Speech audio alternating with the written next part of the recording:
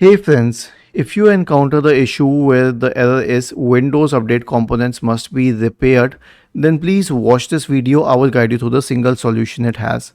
Now, if it says repair Windows Update components, we have a script to reset Windows Update components. All you need to do is press Ctrl A, copy this script. I'll show you the script completely. Then search for command prompt in the Windows search bar. Click on Run as Administrator in the right pane. Click on Yes. Paste the script here and hit Enter. Now I'll tell you what is being done. First of all services related to Windows Update are stopped. Then the contents of the software distribution and cat2 folders are deleted. The profile is deleted. All of these DLLs are re-registered, and then at the next stage, after re-registering these DLLs, you can reset WinSock, and finally you can restart the commands. Was this helpful?